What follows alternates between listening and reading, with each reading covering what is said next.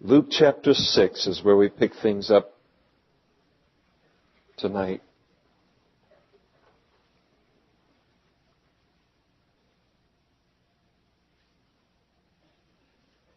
Now it happened on the second Sabbath, and the key word here is Sabbath because it sets the tone for the event.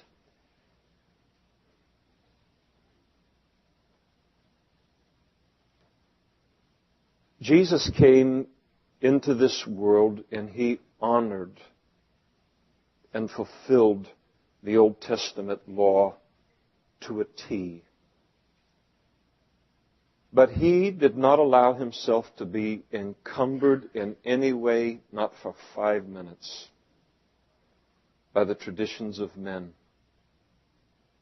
and the wrong interpretations of God's law that had been come up with by the religious leaders of His day. He just went on about His business. He knew what the law said. He knew what God meant by the law. And of course, because what God meant by the law and what the religious leaders of Jesus' day thought that God meant by the law were two entirely different things, He was continually getting into hot water as it relates to the religious leaders. So it's a Sabbath day, the Sabbath day after the first, that He went through the grain fields and His disciples plucked the heads of grain. That's harvesting. And they ate them, rubbing them in their hands. And some of the Pharisees said to them, "Why are you doing what's not lawful on the Sabbath?" Now God had said in His law that you were not allowed to labor on the Sabbath day, in that I wasn't free to go and harvest my field on the Sabbath day. I wasn't free to work. There were 6 days for that. The Sabbath day was a day of rest. And the poor had the right of going into a field and taking what was necessary for their sustenance as the poor. They just couldn't they couldn't take a sickle into the field and harvest for themselves. And so here the disciples and Jesus are doing what is lawful within God's intent concerning the law, but it violated the interpretations of the religious leaders concerning the law, who were saying that to even take a bit of wheat within your hand, to pluck it would be to harvest. To rub the grain in your hand and separate the chaff from the wheat, that constituted the winnowing and the threshing, and then to allow the chaff to fall to the ground and then to eat the wheat, that constituted winnowing. It was labor. And that was their interpretation of the law. And so they come and they say, "Why are you doing what's not lawful to do on the Sabbath?" And Jesus answered them, and He said, "Have you not even read this?" And again, as we've seen in the other Gospels, this would have been an offense to them. He doesn't purposely offend, but it was a method of teaching in those days, where someone would say, "Well, you're confronting me on this particular issue, but have you never read concerning this in the Scriptures?" In order that it would fill out their interpretation of the Scriptures, because they were seeing it more narrow than they ought to, and as a result, they were misinterpreting the Scriptures. And so Jesus speaks to these men to whom nobody spoke this way. Nobody corrected these men. And those are men and women that need correction the most, because nobody speaks to them.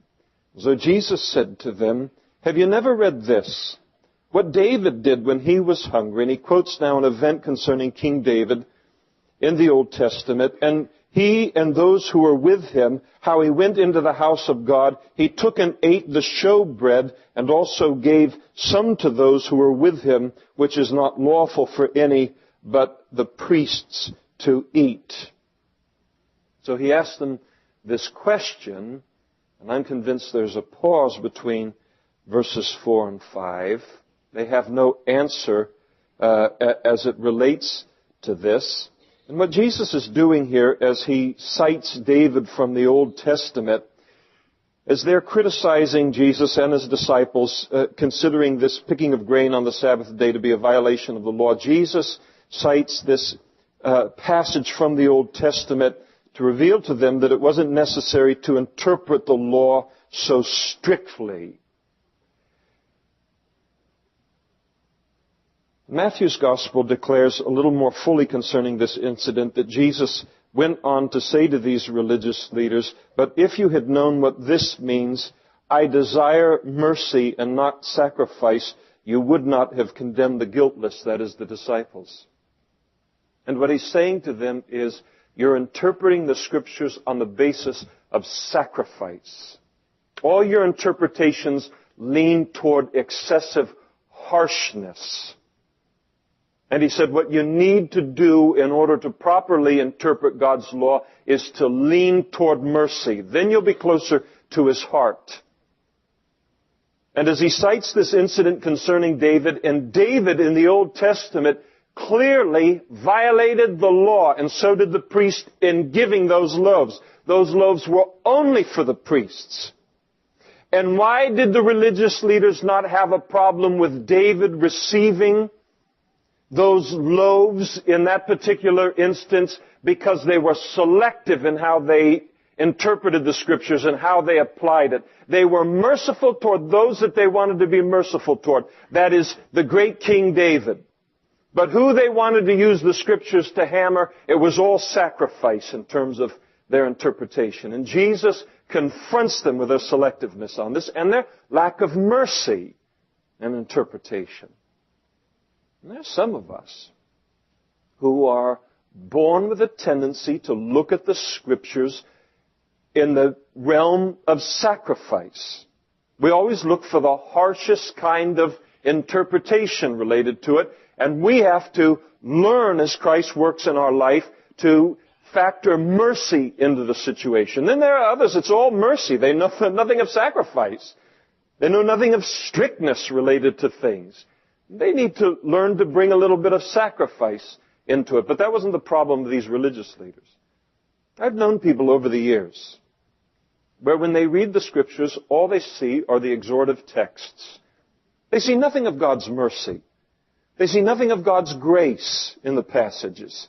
All they see is just they go from one exhortative text to the next, to the next, to the next. They love the exhortative text. And sometimes I've said to them, listen, I want you to read the Bible, but the next time you read through the Bible, I want you to notice every encouragement in the passage. And then there are others that I say, listen, I want you to read the Bible, and I want you to read every exhortative passage that you come to. But there is that tendency on our parts to go sometimes to one extreme or another. And so they had no answer to this. Jesus had confronted them. And so he said to them, the Son of Man is also Lord of the harvest, Lord of the Sabbath. In other words, gentlemen, I am, as God, free to do exactly what I want on the Sabbath day.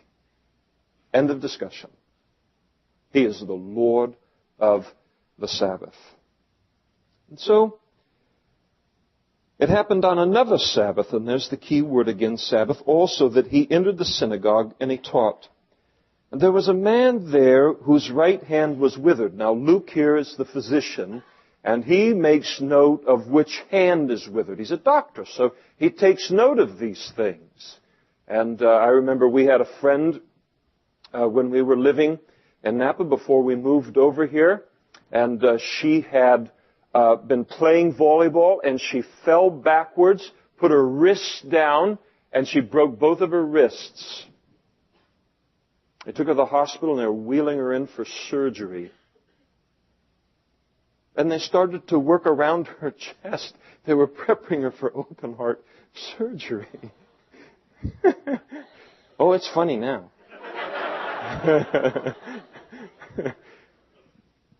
She said something ineffective.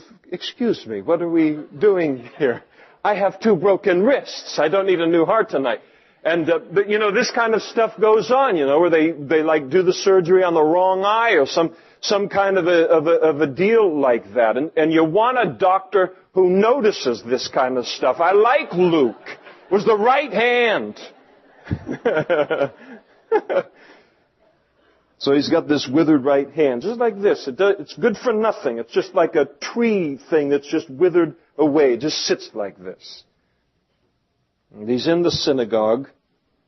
The religious leaders have had all the months and years that they could ever want to make a difference in this man's life. They'd made no difference in his life. And the scribes and the Pharisees watched Jesus closely, whether he would heal on the Sabbath day, that they might find an accusation against him. The whole thing is a setup.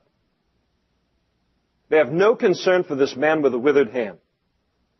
I mean, the proper reaction would be, all right, Jesus came into the synagogue. That guy with that bum right hand is finally going to get healed.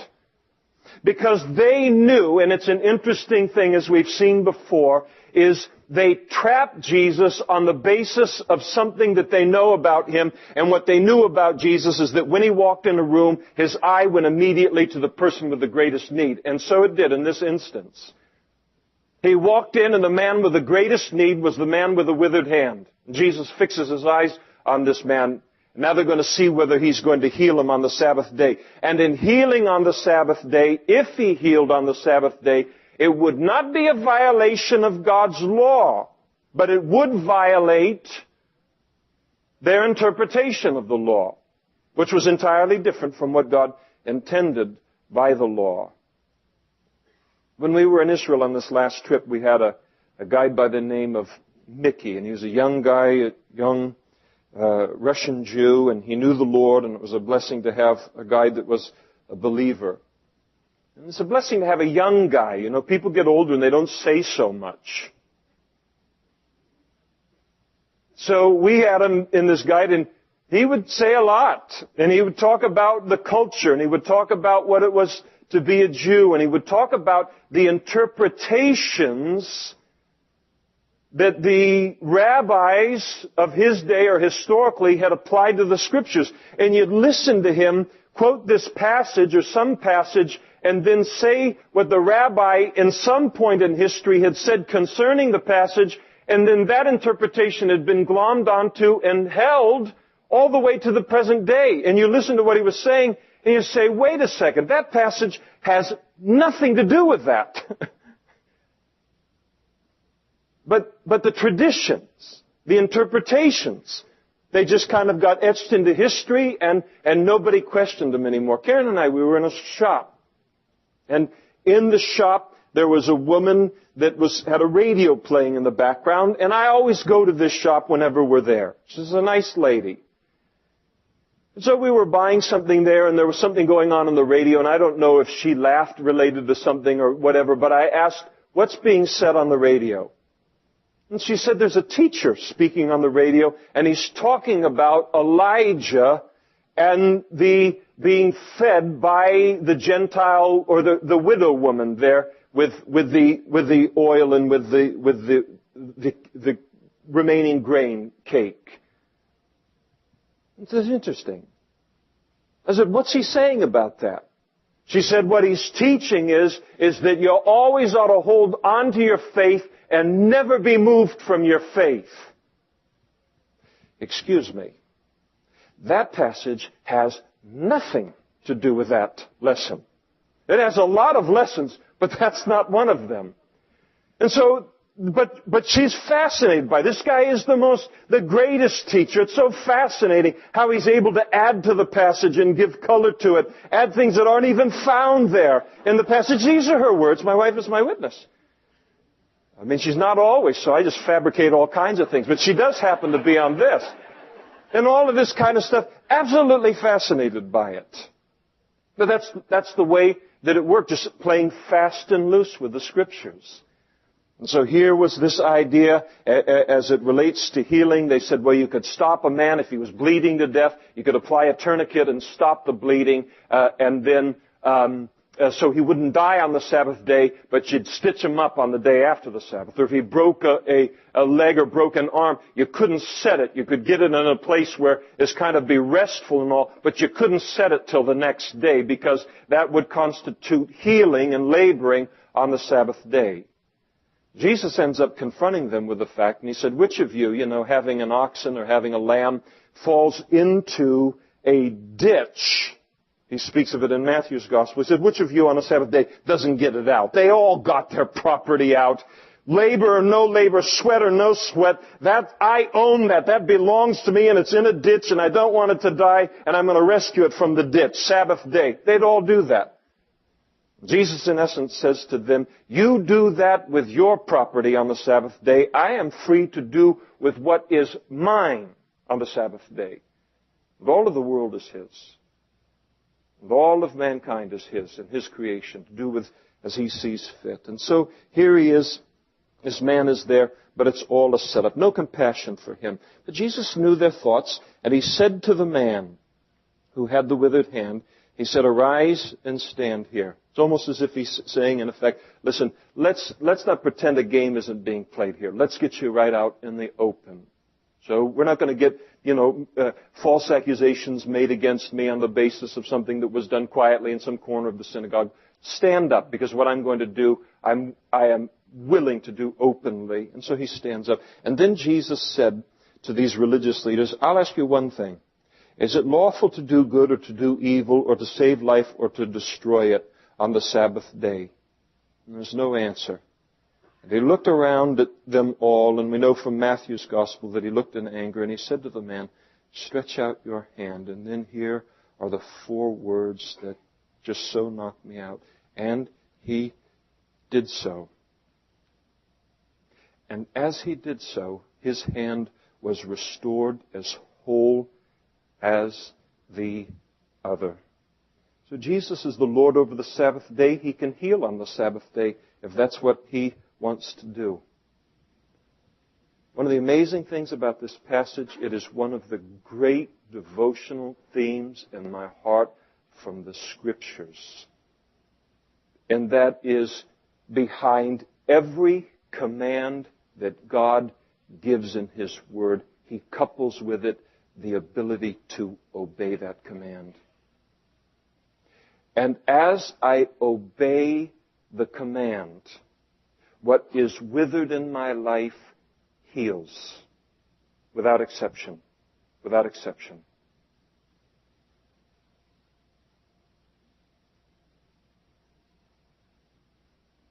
I think there's a tendency to look at this man as he's standing there. And today, if Jesus did this even in some churches, that here's this man and he's crippled, and he's got this withered hand, but Jesus just comes up and he says, stretch out your hand. And don't you think that if he could stretch out his hand, he would have stretched out his hand by now? And what kind of cruel one is this, and just to give a command like that and all. And so often, even today, and I'll tell you, it's for people that are staying with the Word of God, people that have a confidence in the Word of God, that God stands behind His Word. He never gives it independent of Himself. And you see these kind of attitudes that are put towards people that believe the Bible and that God is behind the Bible, and they say, yes, we know about that church. Yes, we know about that preacher. And he's just got this simplistic things that he tells people to do right from the Bible like he believes it. But God stands behind His Word. And when that man is standing there, his eyes are fixed on Jesus. Jesus said, I say to you. And then as his eyes are fixed upon him, then he extends and then his hand able to do it, and then the withered area of his life is healed. And I don't care what withered area I have in my life to this day as I obey God's Word. I find I have the ability to obey it, and then the withered areas of my life become healed.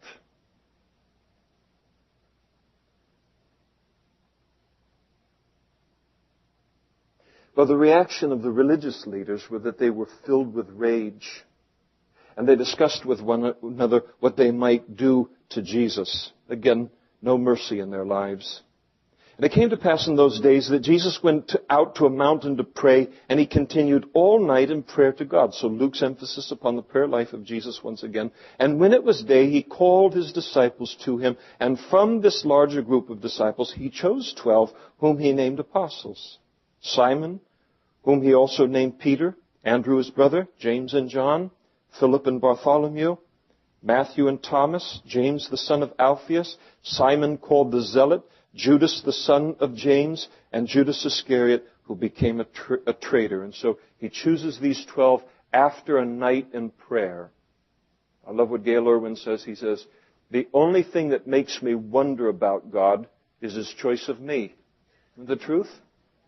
After a night of prayer, He takes and He chooses these 12. And what an odd lot He chooses, mixed together, puts them together. He's quite a risk taker, even to this day. And He came down with them and He stood on a level place. And those are key words to recognize. On a level place. Because the sermon that he's going to give now, though it has a resemblance to the Sermon on the Mount, it's not given on a mount. It's given on a level place. This is known as the Sermon on the Plain.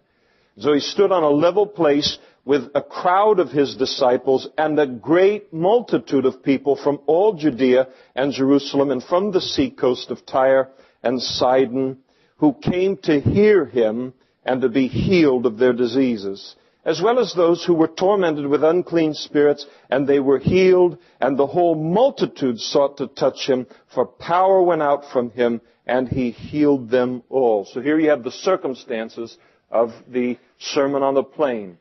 Jesus is with his disciples. He has chosen the apostles. It is in front of them a sea of human need in the world. And so he's going to do what? He's going to teach his disciples what they need to know in order that they might be effective for his purposes in the midst of those needs, just as we are living in a sea of need on planet Earth.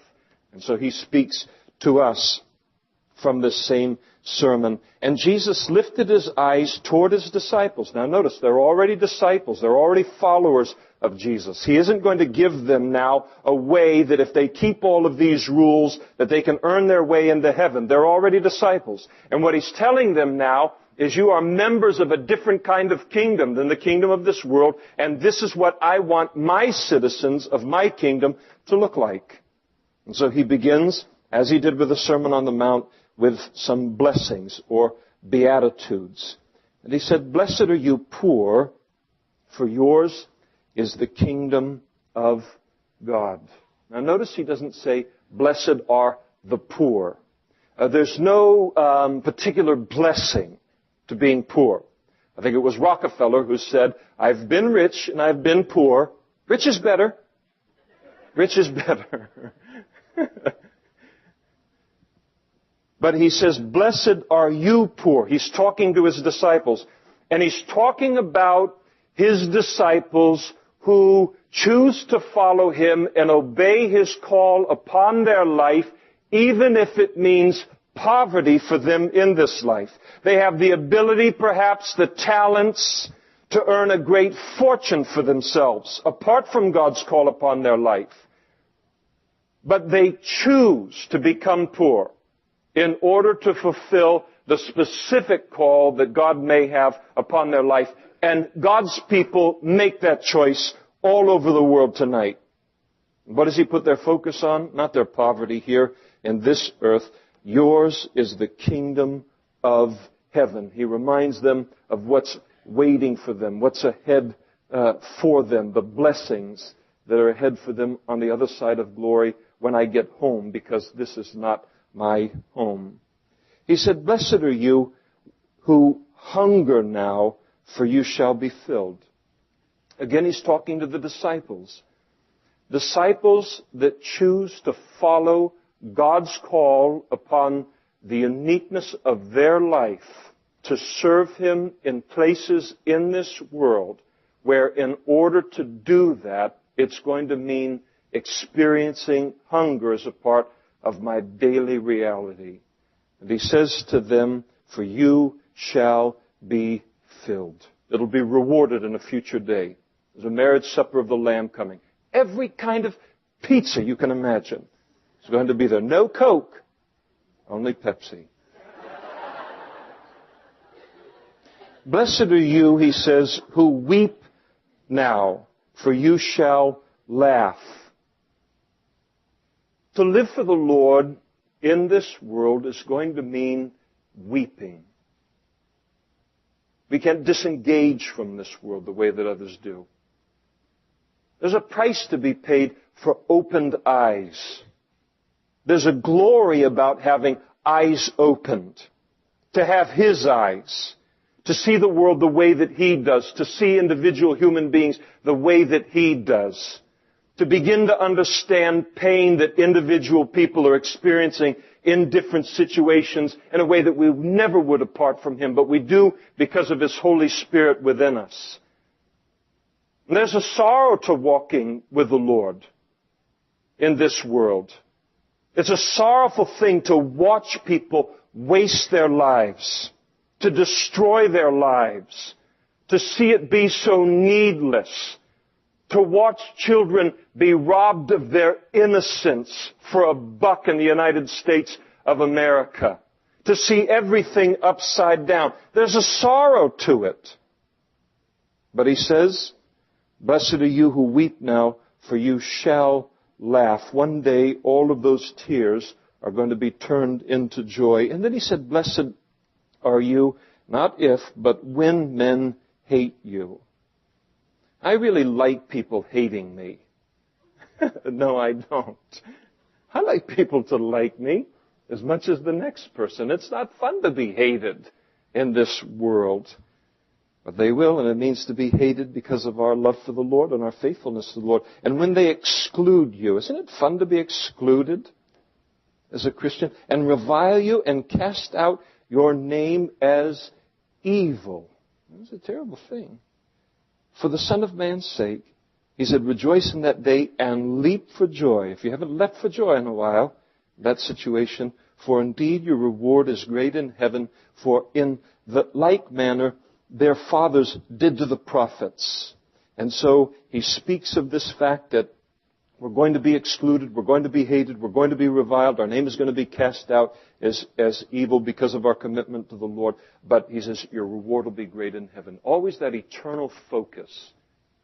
You know, sometimes when a person is in the middle of a difficult thing, even in secular counseling, what do? They'll sit the person down and they'll say, listen, this isn't going to go on forever in your life.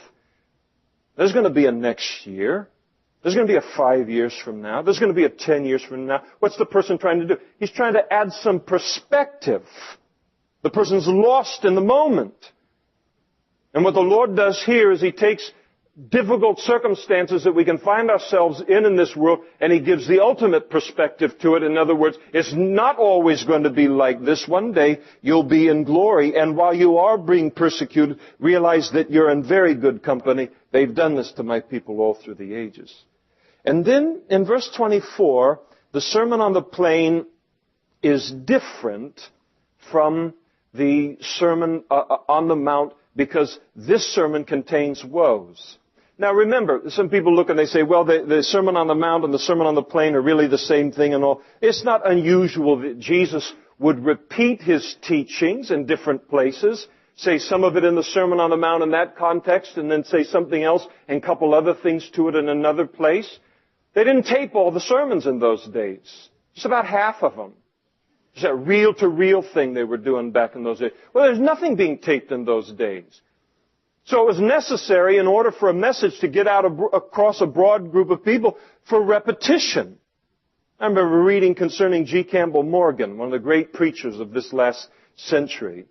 And he taught not only in England at the Westminster Chapel, but he was a conference speaker all over the world. One time he opened up one of his messages and he declared, this morning I'm going to preach to you a message that I'm preaching for the 103rd time. And I think that's one of the reasons that he never allowed his sermons to be taped. There's only one taped sermon in existence. Because he didn't want to teach it in one place and have it go all around the world. He wanted to go places and teach it for himself. And so here's Jesus. There's some repetition of things, but then he brings in other things. And in this sermon, he names not only the 4 blessings, but also 4 woes.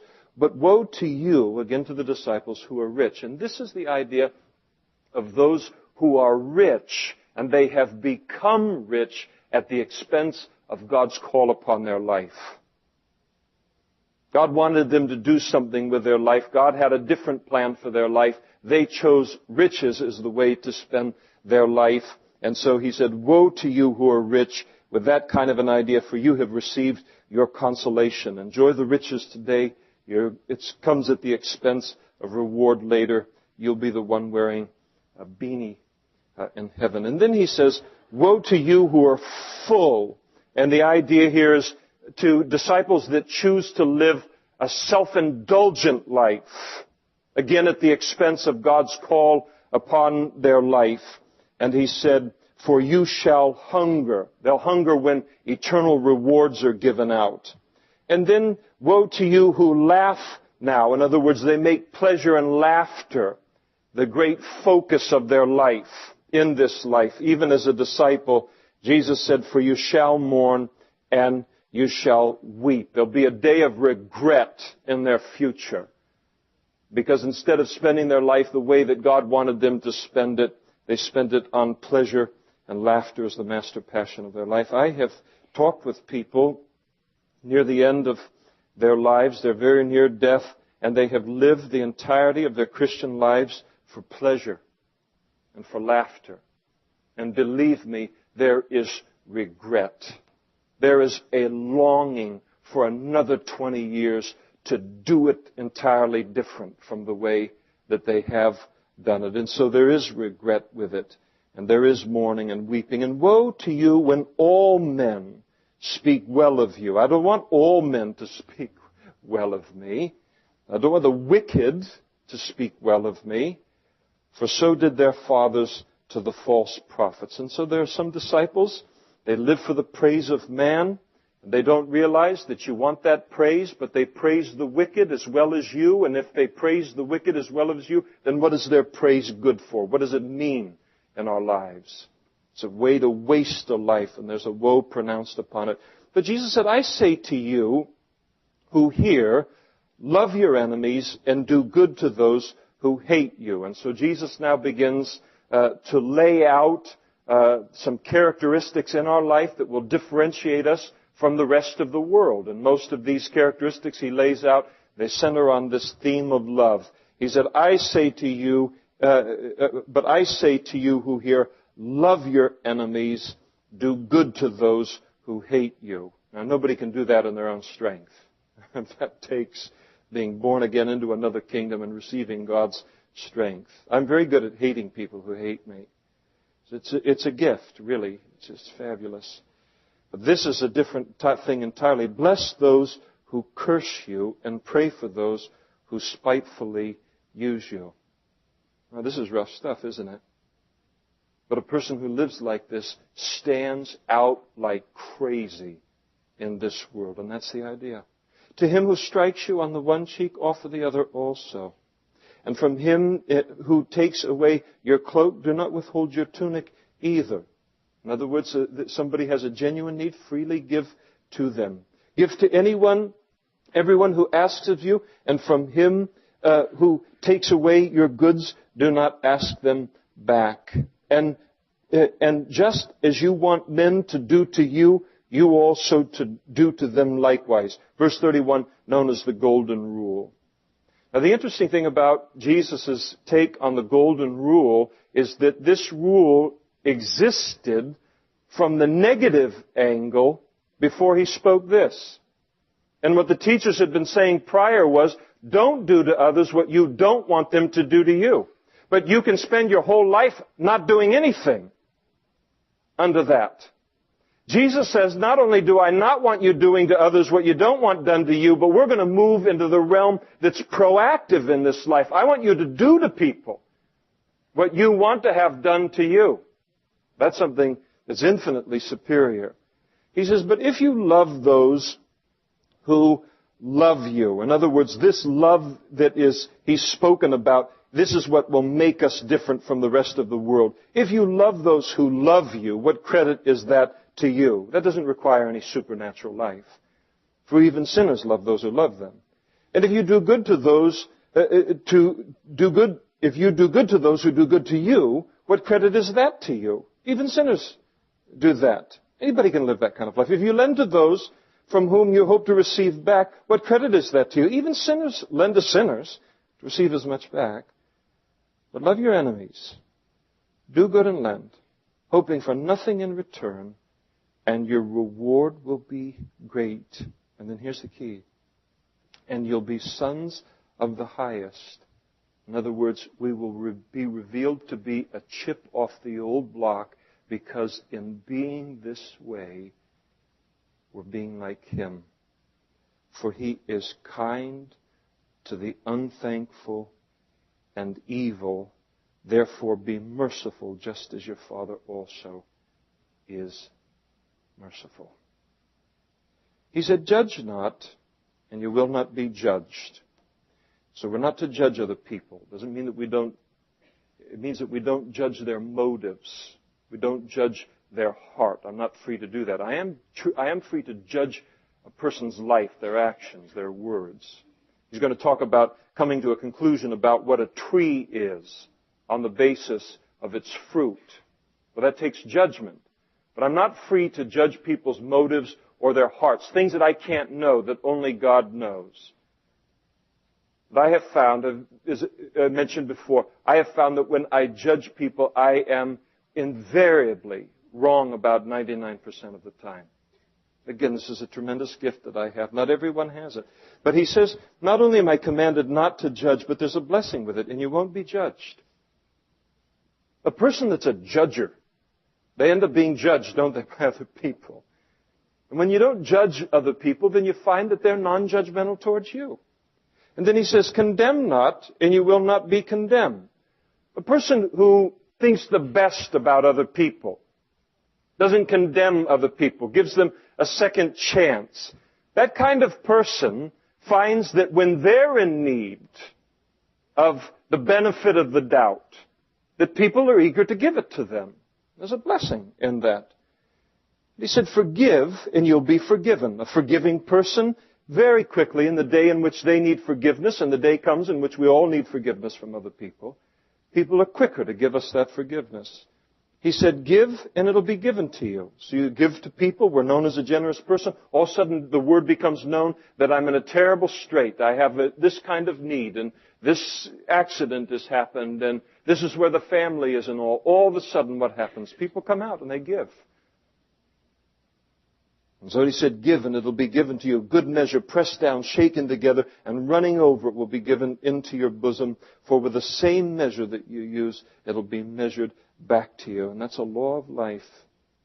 And then he spoke a parable to them, and he said, can the blind lead the blind? Not very well. Will they not both fall into the ditch? And what he's heading into now as it relates to a theme is that in order for me to be helpful in another person's life, I need to be different than them.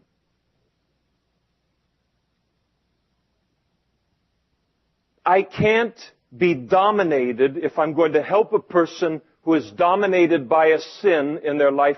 I can't help them if I am dominated by that same sin, or even more dominated by that same sin.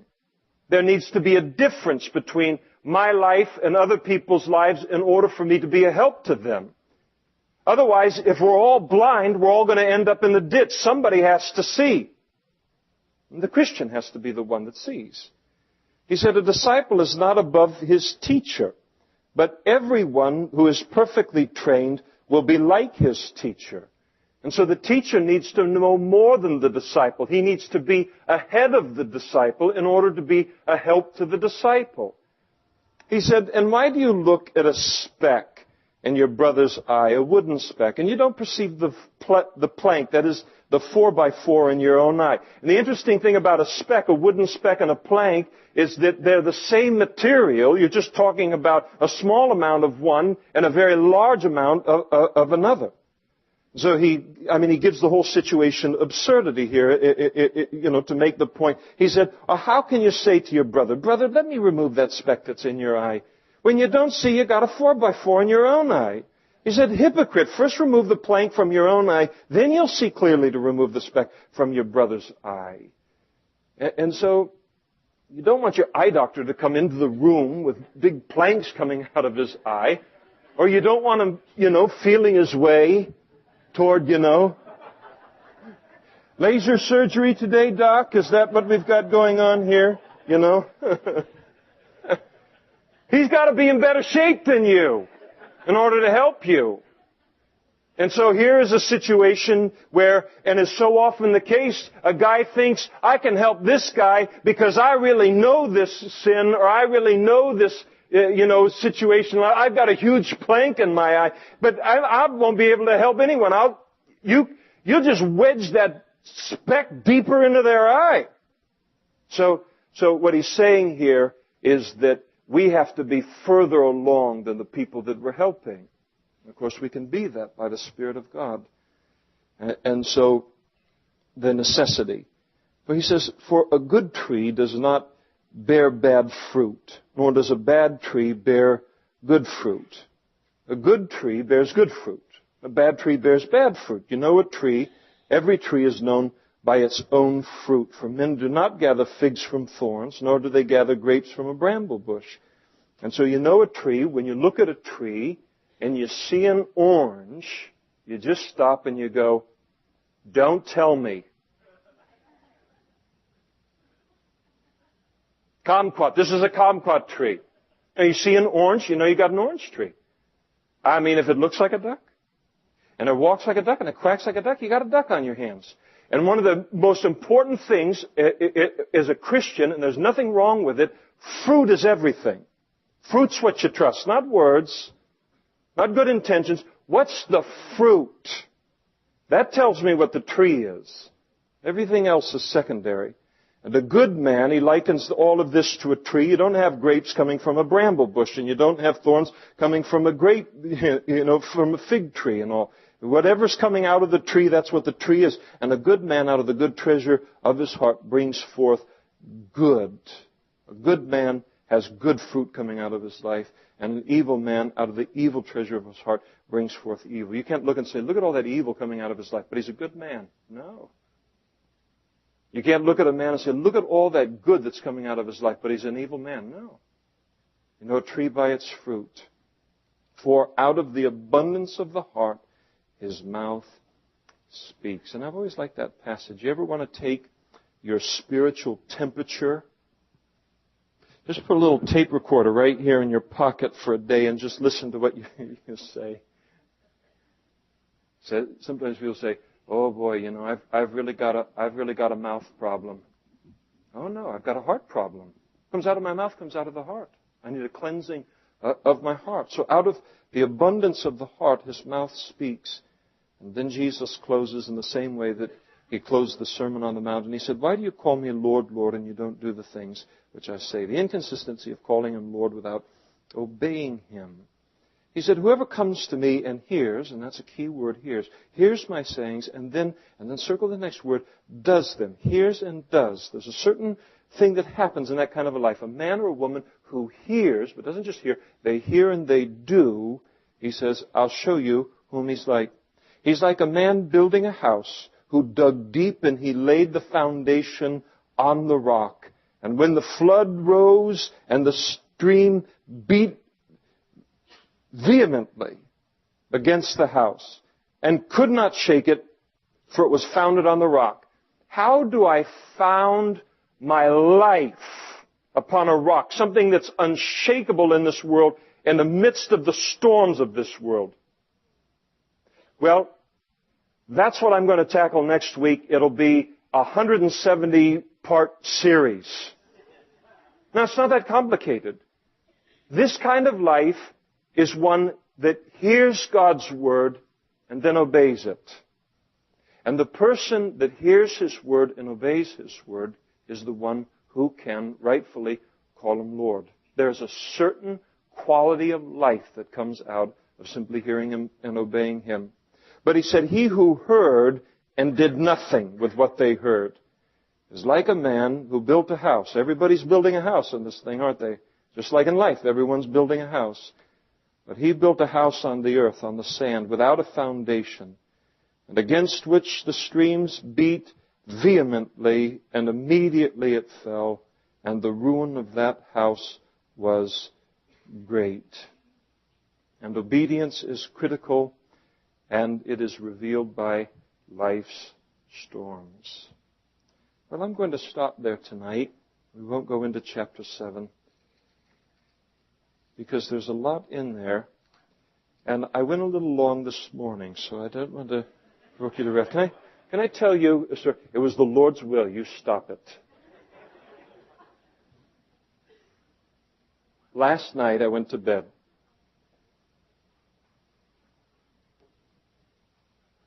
As I do most nights.